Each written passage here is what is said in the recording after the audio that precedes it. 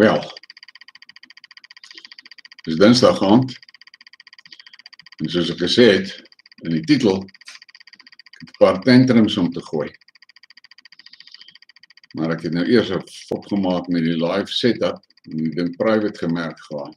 Gelukkig het Alberto my laat weet, en toe kry ek hom oor op public. Nou, hier is 'n paar tantrums wat ek wil gaan gooi, want ek sê tantrums, nie tantrum. Die eerste ding waaroor ek dink ek wil praat is daai lekkasies in die gaspype daar by Duitsland, Nord Stream 1 en Nord Stream 2. Daar word nou baie stories gemaak oor dit, maar dit word al meer en meer, is dit duidelik, daar is sabotasie betrokke oor. En daar is net twee lande regtig wat dit kan doen, en wat die fasiliteite het om dit te kan doen, en dit is Amerika en Engeland. En ek het 'n bietjie vroeër, so 'n rukkie terug, het ek nou 'n ander ding op Telegram gesien, waar daar 'n video gepost was van een of ander surveillance vliegtuig system of iets, wat twee Amerikaanse vlootskepe afgeneem het in die omgewing van waar die lekkasies is. 'n Ding wat opvallend is oor daai lekkasies, is dis net buitekant daardie lande se gebiedswaters. Met ander woorde, die lekkasies, daar's 3 blykbaar. En daai lekkasies is in internasionale gebied. Nou ja, daar is nou mense wat reken, ja, die Russe het dit gedoen. Onder andere daai Zelensky wat dit sê. My antwoord op daai een is net eenvoudig, hoekom sal die Russe die pyplyn beskadig? Hulle sit met die krane, hulle kom as my daai kraan toedraai. Hulle het nie nodig om die pyplyn op te blaas nie. Nou die diepte waarop daardie beskadigings is van so 'n aard dat jy het gespesialiseerde toerusting nodig om by dit te kan uitkom. En die enigste twee lande wat dit kan doen is Engeland en Amerika. Ja, Engeland en Amerika. En dan is daar nou 'n klip wat rondloop op die sosiale media waar Joe Biden gesê het, as Rusland die Oekraïne binneval, hy het dit in Februarie gesê, as Rusland die Oekraïne binneval, dan sal Nord Stream 2 nooit werk nie. En toe vra die joernalis hom, nou, hoe gaan julle dit doen? Toe sê hy, moet jy nie worry nie, ons het maniere om dit te doen. Hallo Michelle, ja, ek is bly jy is hier. Ek sit vanaand hier met myself op gesels, lyk dit vir my. In elk geval. So ek het nou gesê oor daai gaspyplyn. En dan die ander ding waaroor ek wil galbraak, is hierdie kak wat gepraat word deur die Weste oor daai referendums. En hulle maak 'n moerse storie oor die feit dat daar so 'n groot teenwoordigheid van soldate is en so voorts. Nou vra ek jou net die vraag af, antwoord nou maar net dit vir jouself. Dis nou vir 8 jaar wat daardie Donbasse oorlogsone is. Hoe dit donder is dit dan nou moontlik dat die mense daar kan hulle daaglikse bestaan voer sonder soldate in die omgewing. Hulle het geleef van soldate. Hoorie, doen my 'n guns en slap maar daai like knoppie, so ons kyk op YouTube nie bietjie meer mense nader trek vir hierdie livestream nie. Op die einde van die dag is dit 'n oorlogsone, so daar sal soldate wees. Ek het dan 'n video gekyk wat Eva Bartlett gedoen het, waarin sy spesifiek vir mense gevra het. Hoe voel hulle oor die feit dat daar soldate by die stemlokale is en so. En almal is positief en almal sê, hoe kan dit dan nou anders? Hulle moet beskerm word. Maar die uitslae wat ek sover gesien het, lyk dit vir my dis 'n uitgemaakte saak. Die Donbass, daai Zaporizhia en Kherson is van donderdag af deel van Rusland. Nou, dit gaan 'n groot verandering maak aan die oorlog. Dit gaan nou nie meer 'n special military operation wees nie. Ek sien hulle wil dit upgrade na 'n anti-terror operation. Nou dit voorspel nie goeie goed vir die Oekraïners nie hoor. daai Oekraïners, as hulle weet wat is goed vir hulle self, pak hulle tassies vanaand en fok of uit die Donbass uit, want hulle gaan uitgemoor word daar. Die Russiese weermag, sodra daai streke ingelyf is by Rusland, dan politici, baie van hulle invloed oor hoe die operations geran word daar. Want dan volgens die Russiese grondwet val die verantwoordelikheid op die Russiese weermag om die Russiese grondgebied en die Russiese grens te beskerm. En ek dink ons gaan sien die handskoene kom af. My verwagting is dat die eerste groot verandering wat jy gaan sien, is 'n baie groter rol wat deur die lugmag gespeel gaan word. Tot dusver was die lugmag nie eintlik serieus betrokke in daai operasies daar nie. En ja, dit is die eerste ding wat dan my volgende tantrum wat ek wil skiet. Ja, jy's reg. Die media lieg in 'n koor. Hulle verduidelik al hierdie stories van hoeveel mense vlug nou konseis uit Rusland uit vir die mobilisasie, vir die oproep ding. Nou sien ek verslae en goed wat uitkom van die verskillende grensposte af, wat die ouens wat by die grensposte rapporteer en hulle sê, die traffic is nie baie erger as wat dit was 'n week terug nie. En maar een van die mense wat nou daar konseis besig om te vlug, is ou mense wat nie eens opgeroep word nie. En dan is daar 'n klomp jonges, soos regte soyboys. Nou daai een Russiese parlementslid het gesê, daai soyboys moet in elk geval fok of, want hulle beteken niks vir die weermag nie. So op die einde van die dag, altyd bullshit stories en die pers wat so lieg maak my siek, man. Die ding wat ek nie kan verstaan nie, is dat die Europese burgerskap, lyk dit vir my, met al handjies gevou gesit en kyk het hoe donder daai politici hulle wêreld op. Ek het vanmiddag na 'n ou geluister, praat het, toe sê hy, dit is verstommend om te dink, 3 mense het die Duitse industrie verwoes. 'n ding wat opgebou was oor dekades.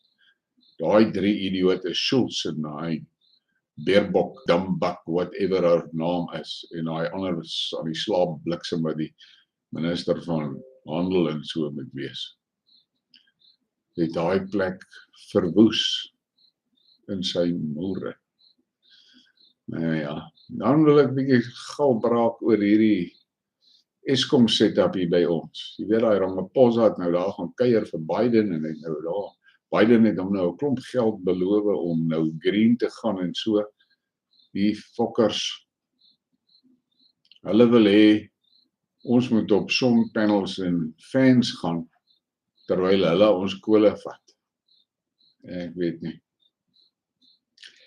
Ek dink persoonlik, as ons 'n warm, wakker kabinet gehad het, die eerste ding wat die kabinet nou moet doen, die eerste ding wat hulle nou moes doen, is hulle moes 'n dekreet uitvaardig en sê, right, steenkool word net uitgevoer vir rande.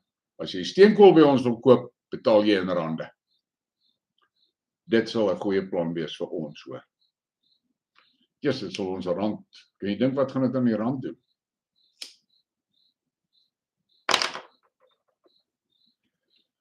Maar nou ja, wat kan ons nou sê? Ons sit met daai IQ70 wetters. Hulle voel hulle is onaantastbaar. Wat my gat vol maak, is ek het nou die laaste paar dae nou heelwat na ingenieurs geluister oor hierdie load shedding. En dit is belangrik om te verstaan. Dis hoogs tegnies wat aan die gang is.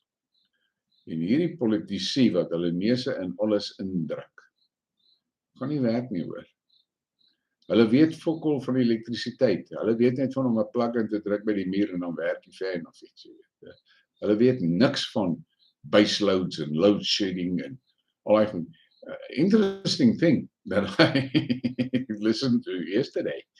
The engineer that reckons that South Africa's Eskom's engineers are world leaders on management of load shedding. Apparently, the Europeans and the British and the Australians are all standing in queues to get involved in online seminars where they can get some information on how to manage it. What we must take note of for South Africa is that there's not a single region in our country where the grid actually collapsed because they managed it properly with the load shedding. Apparently, and that is not in the news, apparently a few sectors in Australia has collapsed. And then it takes them anything from 7 to 10 days to get that sector up again. I wasn't aware of that. And apparently they've got the same problem in Britain and in Europe. So they hit blackouts. They hit blackouts, not load shedding like we get. I mean, my area never got load shedding until yesterday. And all of a sudden from yesterday we have load shedding, and it's a bit of a fuck up, but I can't complain because it happens to everybody in the country. And but the thing is this, the notification says the load shedding is from that hour to that hour. On the hour, the power goes off, and on the hour, the power goes on. So, and I listened to a guy, and he was talking a lot of sense. And he said that the best thing for you to do if you're a homeowner, to put up solar to get yourself off the grid is way too expensive. It's out of reach for most people in South Africa. And it's also not economical. You can never get your money back. And he said that the first thing that you do is you must get a UPS. Now, please, not that little UPS that you buy there at the computer shop. A decent one. Their prices range between 10 and 20,000 rand. A decent UPS. And that will make sure that you can run your television, your internet, your PC, and 1 or 2 lights. And then for the rest of it, you have to change your way of thinking. You have to adapt your lifestyle and adapt it to the load shedding. And that's it. And he said that the first major thing that you can do to save on cost of electricity is to put up a solar geyser. That works well. And I have got a fairly big, I've got a big UPS here. And but the battery is done. I see now the battery is done. I've had it for 4 years. So I have to replace the battery. Because that thing, under normal conditions, it will last about 1 hour and 15 minutes. With my computers on, the security cameras on, and the TV on, and 2 lights. And yeah. So I'm going to fix that. And apparently this UPS that I have can take an additional battery. So I'll have 2 batteries on it. But then there's another kit that you can now buy. It comes with 2 deep cycle lithium, some fancy lithium battery. And that costs about 30,000 rand. And you can hook solar panels to it to help with the charging. Because I see with my UPS, when it falls flat, it takes about 4 hours to recharge that battery. Now, if the load shedding is in quick succession, those batteries never gets charged fully. So you've got a problem with that. All right, so that was my tantrums about the Nord Stream pipeline, about the guys so-called fleeing out of Russia, and the soldiers at the referendum stations, and the load shedding. Is there anything else? Dis is die. So enig iets wat jy my wil vra oor ietsie. Ek het weer vandag 'n helse argument gehad met 'n ou. Ja, weet jy, hy is so vergiftig deur die mainstream media. En ek het nou begin moeg raak vir die storie. En vanmiddag stap ek hier in die tuin en ek sny die jy weet die whatchamacallit, die spellekussings af wat nou klaar geblom het. En terwyl ek daar staan en die snoeiwerk doen, toe tref dit my. As jy Zelensky ondersteun, dan is jy 'n Nazi ondersteuner, of 'n Zazi ondersteuner, soos ek sê. En tweedens, dan is jy gelukkig dat daai vrouens en kinders in die Donbass. En as jy daai soort mense nooit langs dieselfde vuur sit nie, nooit. Ek begin dink Afrikaners wat die Zazis ondersteun, is nie regtig Afrikaners nie. Hulle is nie nasionaliste nie. Van ou bloedsappe. Dis nou waarskynlik wat hulle is. Yes, dit is nou 'n gevaarlike ding wat ek nou sê, maar dit is soos ek is moeg vir dit hoor. Ek is moeg. Elke dag. Ons word so belieg, as jy nou kyk na die informasie that's coming out about the pestilence. It is shocking, and it is horrific, and it is horror stories. And one guy asked on Twitter today, he said, where were all those protests of my body, my choice when it came to the mandates? Nobody made a sound. Nobody said anything. And I don't know. Ja, destruct, ek het 'n WhatsApp groepie. Ek wil nie die ding se link public maak nie, maar dan kry jy te veel goed. Jy kan vir my 'n e-mail stuur. Ek gaan nou vir jou die e-mailadres daar intik. Jy vir my 'n e-mail stuur, daai een met jou foonnommer, dan sal ek jou opsit.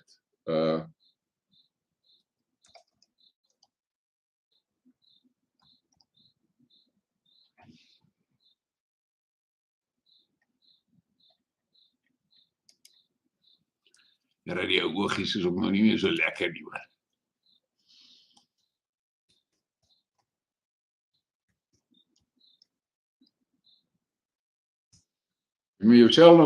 You send me your cell number to that email address. I'll add you into the WhatsApp group. And in most of my videos, you will also see my Telegram group. And I've also now started today, including the link to the Rumble channel. Because with all this censoring and shit that is flying around, you've got a good chance that you are suspended. Suspended without pay. Please, klap hy like buttons asseblief. Dus kyk of YouTube nie nog ouens so nader trek nie en inlok nie. Yes, dit was warm hier in die Laagveld vandag hoor. Wow. En ek het die weerberig gesien gister. Het ek nooit 'n screenshot van die ding gevat nie. Hulle verwag môre. Môre is Woensdag. Ja, môre, die eerste koue front. Hulle verwag môre die eerste koue front in Europa. Manne. Ek gaan nou maar Afrikaans praat. Ja, ek het so gesien. Ek is nogal opgewonde oor daai naderende 500. Ek gaan maar Afrikaans praat. If you want me to speak in English, you can throw me a message there and say translate or whatever, and I'll switch over, but ek gaan nou in Afrikaans brom hoor. Waar was ek nou laaste? Ja, oor die koue fronte. Maar ek kyk nou na daai girltjie wat ingestem is by Italië. kan nou 'n ding kom, maar ek het nou gisterand geluister na Alexander van die Duran, en hy het 'n baie mooi lang verduideliking gegee van die potensiële probleme wat sy kan optel as sy nou in 'n heads-on fight gaan met Van der Kruisie. Wat ek weet nou nie hoe slim plan dit gaan wees of hoe dom plan dit gaan wees nie. Maar die eerste ding wat ek voorwens is dat sy net so 'n bietjie openlik nader staan aan Viktor Orbán van Hongarije. That guy is fighting a lonely fight. Really, a lonely fight. But he is standing his ground, and I raise my hat for you. He is sticking to his guns, and I've read a few articles about what's going on in Hungary. Apparently, their storage facilities for the winter is 100% full for gas and for oil. And something that is interesting is if your car registration plate is a Hungarian plate and you arrive at a fuel station and put petrol in, you pay a hell of a lot less than the cars from other regions. So as a Hungarian, with a Hungarian registered car, you're getting cheap fuel. And Van der Kruisie was on top of Orbán's case about that also. She tried two things. First thing she said that he must share his reserves that he's got in storage. And he said, bugger you, I'm not going to do it. That is for Hungary and for the Hungarian people. And then she was on his case about the fact that the Hungarians are getting cheap fuel, cheap petrol. And he said, sorry, that's the advantage you have because you are a Hungarian. And, I don't know how that thing is going to play out, because something that you guys must think about, and I'm going to laugh my honest, think about the following scenario. Let's spitball. Hungary and Turkey and Germany join BRICS. Imagine that shitstorm. I think Van der Kruisie will have 7 heart attacks in 2 minutes. She's going to have all the ailments that they said Putin had. Dis wat ek dink. Maar dink daaroor, en ek sê nou vir julle, as Hongarije en Turkye by BRICS insluit, is daar 'n klomp van daai Balkan lande wat heel waarskynlik saam gaan spring. Ek weet nie.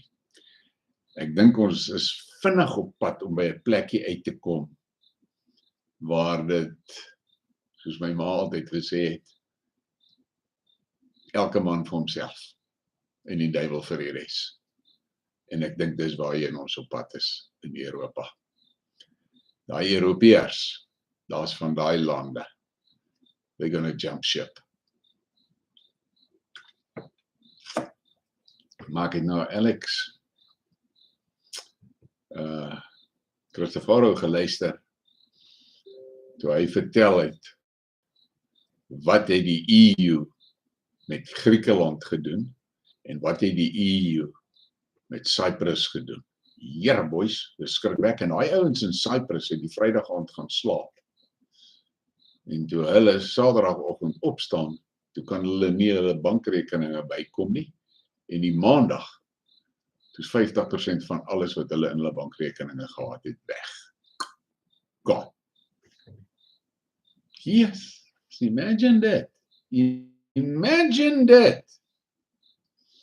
Maar nou ja. Ja, so ek het nou my tantrumppies gegooi oor daai paar goedjies. En die ander ding wat ek dink wat ons baie ernstig oor moet praat is hierdie kak by Eskom hoor. Ergens gaan iemand iewers seriously op die brieke moet trap. Want as hierdie bliksems aanhou met hierdie green shit van hulle, dan sê ek nou vir julle, van ons land letterlik in duie stort binne die volgende jaar, 2 jaar.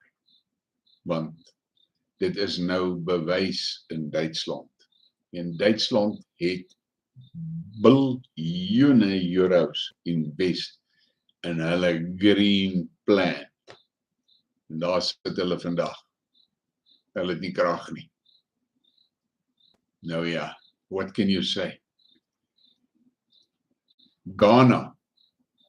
I explained to my wife this afternoon. Ghana, in 2013, Ghana was an exporter of electricity to all its neighbors.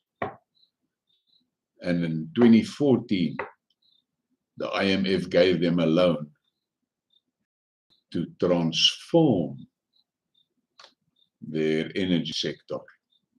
And today, Ghana lives with blackouts, not load shedding, blackouts. Plus, a lot of the NGOs push the Ghanaian people to the farmers to go organic. And from being an exporter of food, there is famine in Ghana. Now, what I want to know, how is it possible that a few people, just a few, a small group of people in the world can succeed in manipulating a country into the pits, and that's it. The sooner the hunting season opens on this globalist cretins and permits are issued, the sooner we will save the world. Because with those fuckers running free, we've got a major problem. And they are getting away with their shit. They're getting away. I saw a video earlier today. One of these, you can see it was done with a cell phone in a private party. And it was at a party where, whatchamacallit, Fauci was there. And he was sitting there laughing, telling his friends that he cannot believe that the people follow these instructions. Wel, ek kan dit ook nie glo nie. Maar nou ja, dit soos dit werk.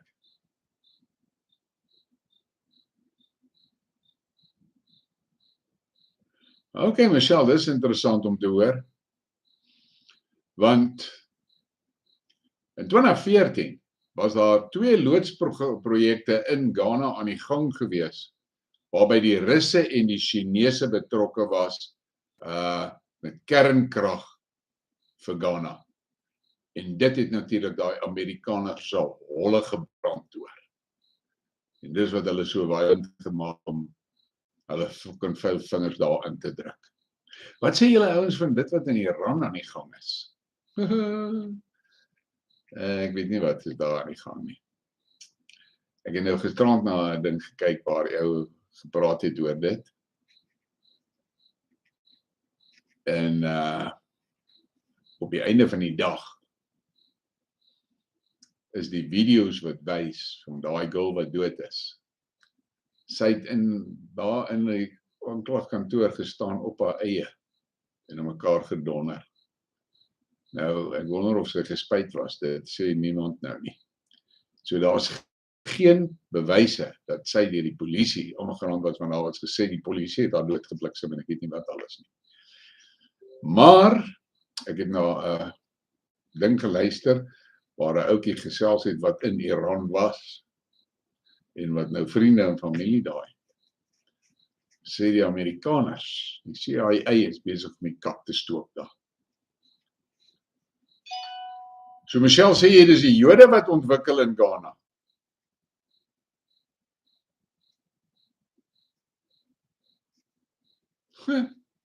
Interessant. Maar die Ghanese, ek hoop hulle kan hulle weerings by mekaar hou en so voorts. Dieselfde kat gebeur in Sri Lanka. Dis interessant dat jy sê die Jode is daar. Ja, ek wonder wat gaan gebeur. Yes, ek het gelag oor hierdie drones wat die Russe gebruik in die Donbass, wat hulle by Iran gekry het. Daai goedjies is blykbaar net te veel vir die fucking Oekraïne. Hulle het nie raad met daai goed nie. Nou, 'n ander ou wat ek nog geluister het, lag, hy sê hy is doodseker die Iranese ouens se onderboeke is besig om moer vinnig vol te word vir drones. Want daai drones roer uit. Nou maak daar's 'n groep ouens wat nou groot storie maak dat die Amerikaners met daai Grey Eagles gee vir die Oekraïne. Toe sê die een kommentator hoog, daai Grey Eagle is 8 jaar oud tegnologie. Die Russe se lugafweerstelsels kan hypersonic missiles handle en daai drones uitmekaar uitskeer. Ja, nee, kyk, die Russe het blykbaar die Iranese het 4 vragvliegtuie vol van daai drones Rusland toe gestuur. En toe die Amerikaners het met hulle kak gekom en hulle die logistieke agent in Teheran wat die vlugte georganiseer het, nou het hulle hom gesanction. Wat se kak is dit hierdie sanctions van die Amerikaners? Hulle wil al sanction. Hoekom? Waar kry hulle die reg om vir jou te sê met wie mag jy besigheid doen en met wie nie? Hulle besluit waar kan jy besigheid. Maar ek sê weer, as iemand van julle is wat connection het ergens wat 'n boodskap kan uitkry by Cyril, sê maar daai man is tyd dat ons met rande vra vir ons steenkool. Want die ouens ons betaal in rande vir steenkool. Want blykbaar is dit duisende tonne steenkool wat uit die land uitgaan Europa toe. Nou kan jy imagine, ons vra rande vir dit gaan 'n moerse verskil ons rand se waarde maak ook. En dit gaan ons inflasiekoers uit bevoordeel. Sê net, betaal in rande of jy kry nie steenkool nie. Net soos wat Putin gemaak het met die gas. Roebels of niks. Ja, manne, maar daar's iets aan die gang. Daar's iets wat kook. Die dollar is besig om die pond en die euro te verniel. Baie erg. Dit was blykbaar altyd maar so $2 vir 'n pond. Net soos die by ons was R2 vir 'n pond. $2 vir 'n pond. Het gister onder $1 gegaan. Ag. Ja, jy het vir $1. Yes, dit was scary. Maar jy gaan nou sê die ouens het vandag blykbaar weer so 'n bietjie herstel. My opinie is die Engelse is moerland toe hoor. Hulle kan maar jump en skree soos hulle wil. Die Engelse is moer toe. Hulle gaan dit nie maak nie. Daai geld wat daai Bojo vir die Oekraïne gegee het, hy moes dit in sy eie land aangewend het. En hulle het blykbaar tydens die Dries ook nie dit sê.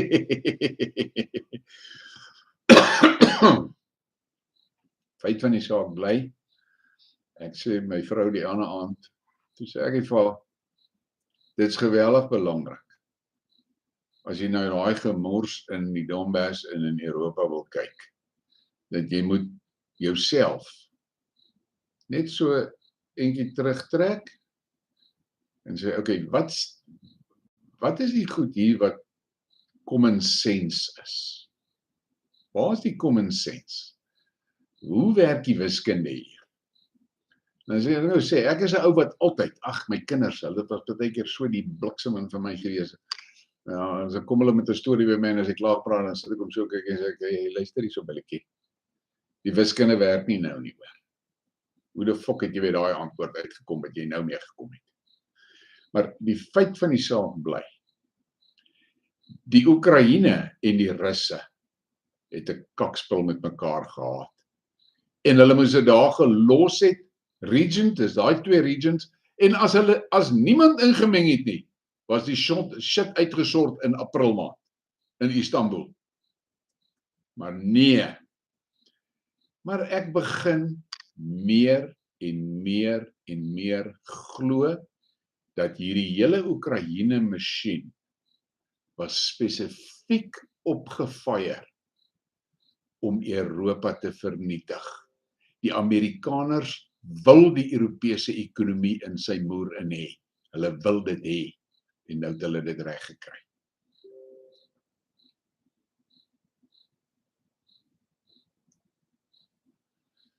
Ek het gelag toe ek kyk na 'n video oor daai drones van die Iranese. Blykbaar daai kleintjie, hulle het so klein dingetjie. Hy is blykbaar so, man, hy is omtrent so 7 of 800, 900 mm lank. Maar nog 'n redelike powerful bommetjie wat hy daar is. En as hulle hom launch, dan gee hulle vir hom sy target. En dan vlieg hy nou maar. Maar hy vlieg baie laag en hy vlieg baie stadig. So die radar tel hom nie op nie. Die lugafweer kan hom nie optel nie. En toe sê die ouens, aha, nee, dis reg Dries, ek sal hom Putin self op my WhatsApp kry, ek het hom op WhatsApp hoor, ek gesels gereeld met hom en hy het my gesê, ek moet nie te veel opgewonde oor jou raak nie, hy is op pad na jou toe. Hy het nou gesien die kak wat jy van hom gepost het. Hy gaan blykbaar vir jou kom kuier. In any case, dan daai klein drone, as hy nou daar by die site aankom waar hy nou, jy weet, hulle het hom nou gestuur om 'n rocket launcher of something te gryp. En hy kom daar en daai rocket launcher is nie meer daar nie, hy het gery. En dan sien jy, die ding vat daai rocket launcher se spoor, hy het blykbaar sensors in wat daai heat, infrared heat something. So hy kan agter daai ding se exhaust gases of what the fuck kan aangaan en dan vat hy daai ding uit. So hy ry agter daai ding aan soos 'n hond wat op, jy weet, 'n spoor gevat het. En dan daai ander ene wat hulle gebruik het die naweek in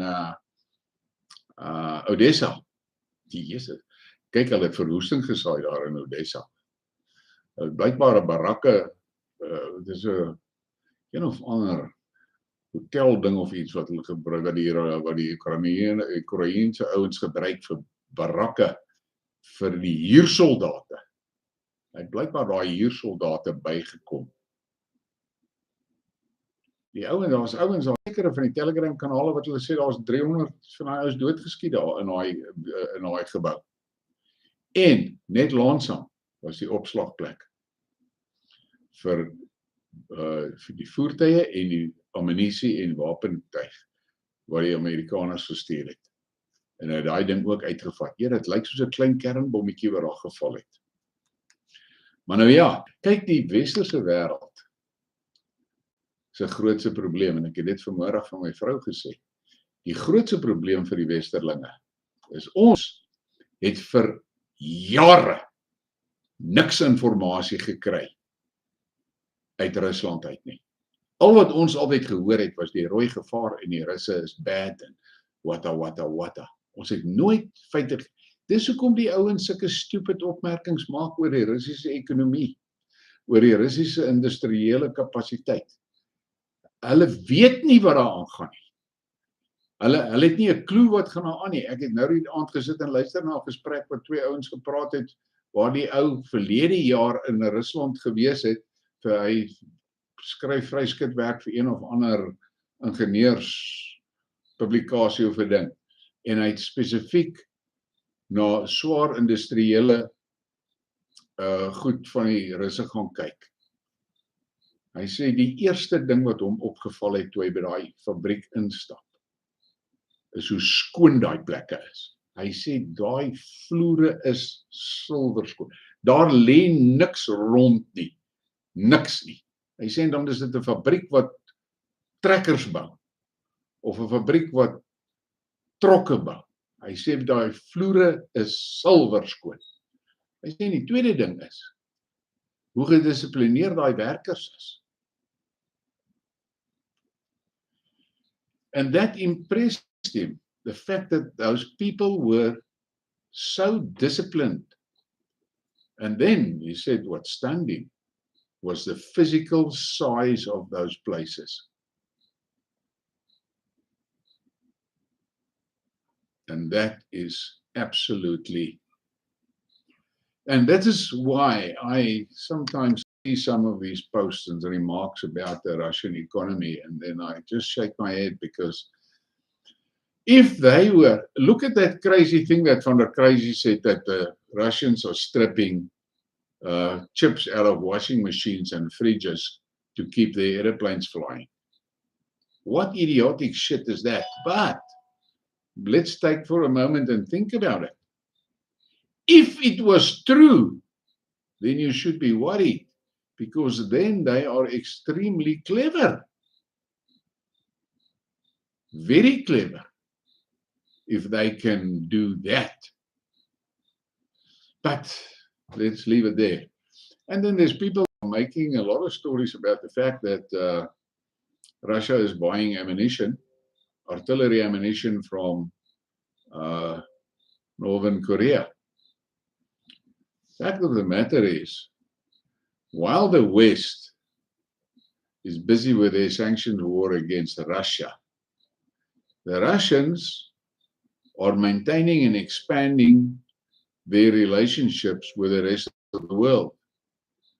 And in the end, if you go and you look at what has happened in the past 6 months, just on the trading side, a lot of countries that has been strangled by sanctions of American sanctions, has now joined in this non-West group that is being put together by the Russians and the Chinese and the Indians, and they are trading there, and all of a sudden it is going better with their countries. And what is happening in the West? The West is sinking.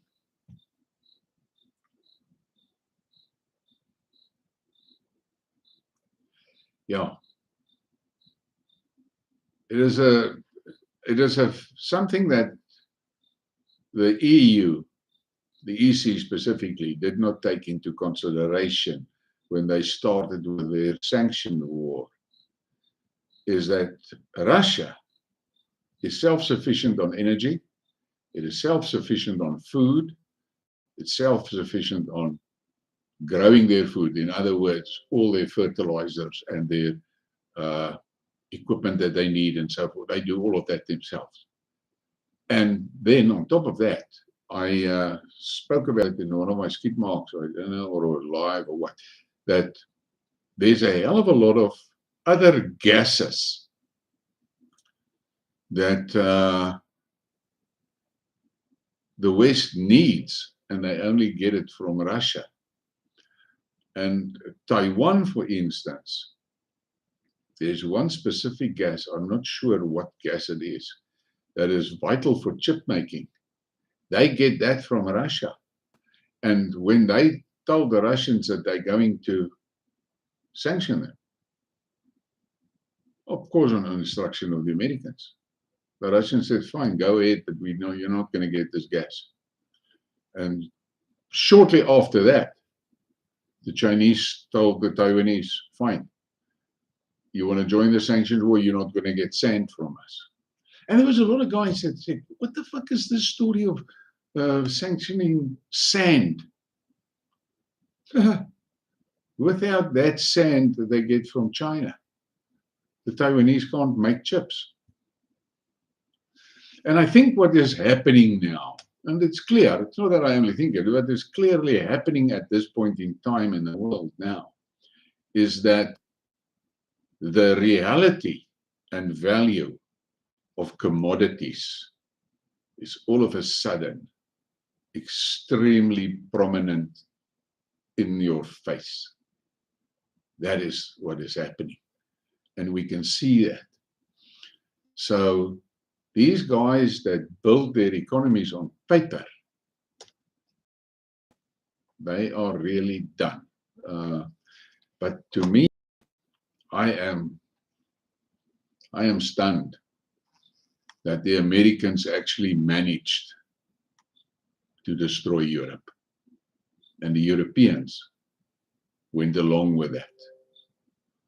I am absolutely stunned by that. I don't have an answer for that. And I find it almost scary that the Americans actually did it. It was unexpected for me. I don't know how it happened. But I think that reality is going to come back.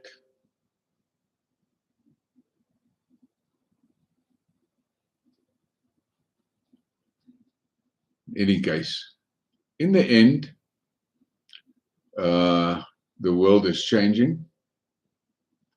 The American empire is collapsing. The Americans are fast losing grip on the world. More and more countries is getting out of that grip. And if you look at what happened at the UN last week, it was amazing that so many of the African leaders directly spoke to the Americans about the madness of their sanctions, which wouldn't happen a year ago. And then that absolute idiotic situation where the EU gave instruction that none of the EU member countries is allowed to meet with Lavrov. I wonder why. But let's see where it's going. Ja, Desert, jy sal nie vir Dries verstaan nie. Ek en hy het 'n persoonlike dingetjie aan die gang. Nou wil hy hier in die live show ook kom insleep. Dis 'n kwessie. Hy's 'n Nazi-liefhebber. Hy's 'n ondersteuner van die Nazis wat die vrouens en kinders bombardeer in die Donbass. Hy sê dis die regte ding wat Zelensky doen. Hy sê dis reg dat Zelensky daai vrouens en kinders so skiet by die busstoppe, skole en in die hospitale. Hy dink hulle is heroes. Dit is waaroor dit gaan. In elk geval, feit van die saak bly, ons sit sit lekker nou hier in Suid-Afrika en gesels met mekaar in.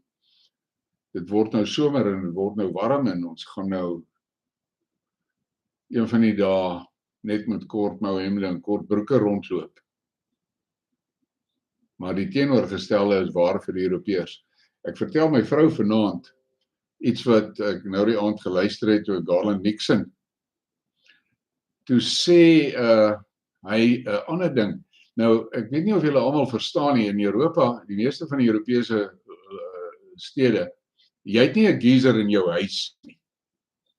Die munisipaliteit het sentrale punte waar hulle water verhit. En dan daai warm water word dan met pype gepomp in die geboue in en dit maak die, jy weet daai coil heaters wat die ouens het soos ons in die ou dae by die skole gehad het en so. Dit maak daai heaters warm en dit gee warm water vir die huise en dis wat die ouens gebruik vir hulle badwater en so. Toe sê hy iets wat die mense nie mooi verstaan nie, is as daai munisipaliteite nie daai grootskaalse boilers aan die loop kan hou nie, deur die winter nie, dan gaan daai water in die pype begin vries. En as daai pype begin vries, dan gaan daai pype begin bars like hell, want baie van daai geboue is ou geboue en dis ou pype. So, ek het nooit eers aan dit gedink nie, maar ek het vanmiddag gelag. Ek kom op 'n artikel af. Die Russe trol ook maar die Europeërs hoor.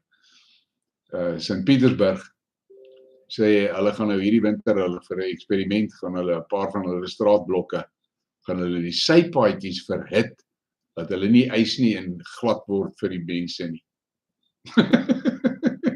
Die Europeërs kan nie hulle huise warm maak of hulle kos gaan kry nie, maar die Russe in St. Petersburg maak hulle sypaadjies warm. Maar nou ja, dit was nou lekker om met julle te gesels. Ek waardeer die ondersteuning en kom ons kyk wat hou hierdie volgende paar dae in.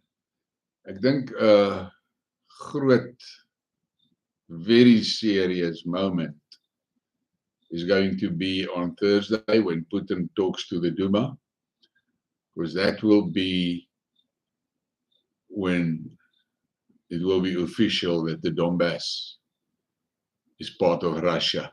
And from there on, it will everything is going to change. And my personal opinion, from just reading and listening, my personal opinion is that the NATO side of that war is worried, seriously worried.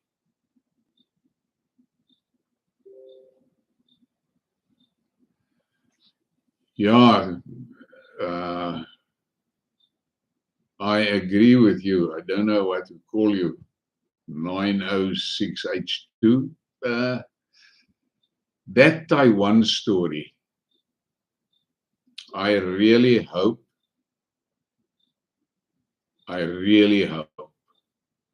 that sanity prevails there.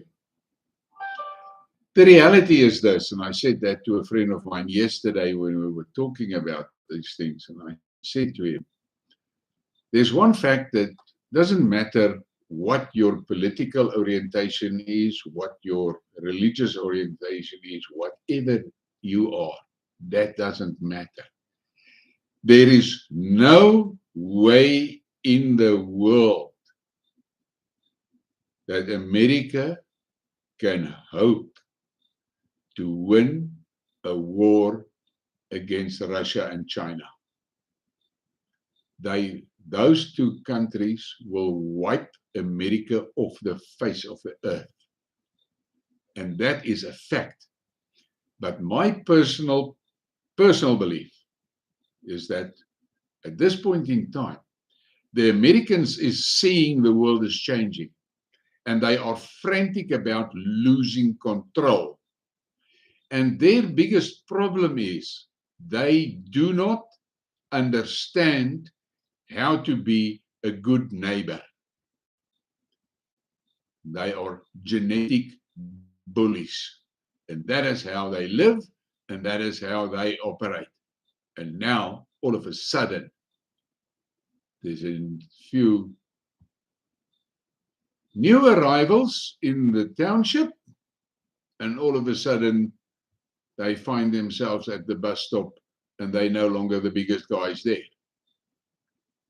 And there is a problem for them. They don't know how to be a good neighbor.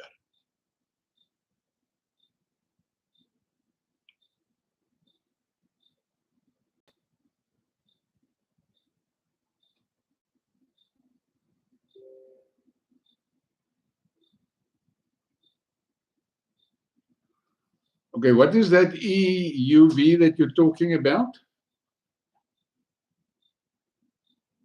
Yeah, I'm absolutely stunned in any case when I saw the prices of some of the drones. It is fucking expensive. But I read another article and I listened to guys talking, and they said that the that these small pocket-sized DJI drones apparently those things are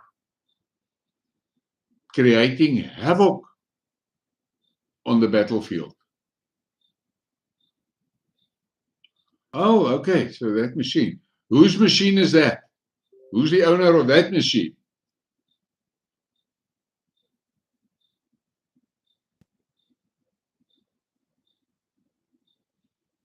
That machine that can make those small chips. Is it a Taiwanese thing or Iran? Oh, it's a company in the Netherlands. Yeah. Look, I sat here one evening and I talked to my wife and I said, well, you know what? Can you imagine Europe were focused on making life as easy as possible for their own citizens, and they were living in good neighborship. The Russians. Russia has got the energy and has got a lot of needs, and all Russia actually wants all along for the last 20 years is just peaceful coexistence.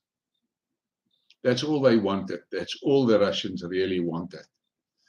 But what has happened in the past 6 months, and especially this last 3 months, the average Russian person,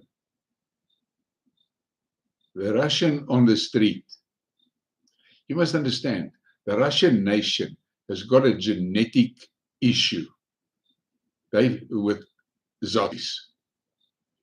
But now, and for a long time, many Russians wanted closer relationships with the West. And what happened in the past 3 months is that the Russian people realized the West hates them and wants to destroy them and their country. That is what happened now. And I don't know. It's going to take many years for Russian-European relationships to stabilize again.